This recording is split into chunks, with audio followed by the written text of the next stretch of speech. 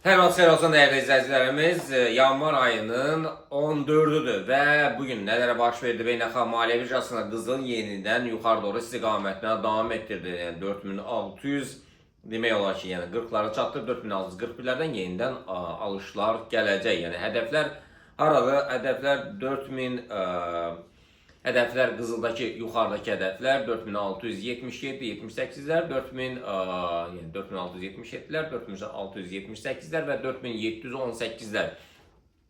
Dünən nələr baş verdi? Dünən biz alış əməliyyatları haqqında danışdıq, 4600-lərdən danışdıq, 4601-lərdən danışdıq, yəni mükəmməl bir nəticə verir. Ondan qabaq satış əməliyyatları 4592-lərdən 4570-lərə qədər gəldi. Yəni bugün alış əməliyyatları yenidən 4641-lərdən, satışlar isə 4624-lərdən gələcək. Keçək biz Bitcoin'ə dünən biz alış əməliyyatlarını 91800-lərdə dedik, 96400-lərə qədər qalxdıq. 96000 biz bir həftənin əvvəlində demişdik ki, 96-98-lərə qədər qalxacaq. Bugün alışlar hansı nöqtələrdən gələcək? Yəni 95850-lərdən, satışlar isə 94800-lərdən. Və Ethereum'a gələk. Dünən Ethereum'da alışları biz 3133'lərdən dedik, yəni 3392'lərə qədər qalxdı. Bugün 3369'lardan alışlar, satışlar isə 3304'lərdən gələcək.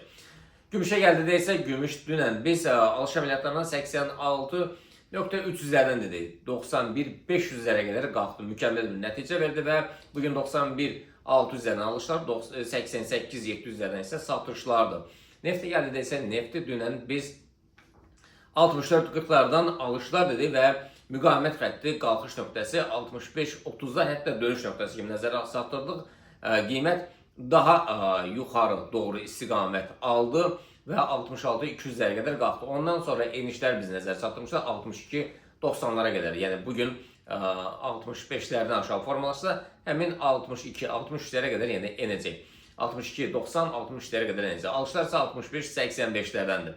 Funtun dolar rəqabəti alışlar 1.34, 500'lər, satışlar isə 1.34, 150'lerde Euro dolar rəqabətinə gəldi isə alışlar 1.16, 500'lər, satışlar isə 1.16, 300'lərdir. Bəzilərim bugün xəbərlərə diqqət edin. Yəni dünənki xəbərlər, Amerikada çıxan xəbərlərin biri pis çıxdı, ikisi stabil qaldı və bu xəbər təbii ki qızıla təsir göstərir. Qızıl sürətlə yuxarı doğru istiqamətini davam etdirir. Bugün yenə 17.30'da vacib xəbər var. Mütləq izləyin. Sağ olun, görüşmək ümidilə.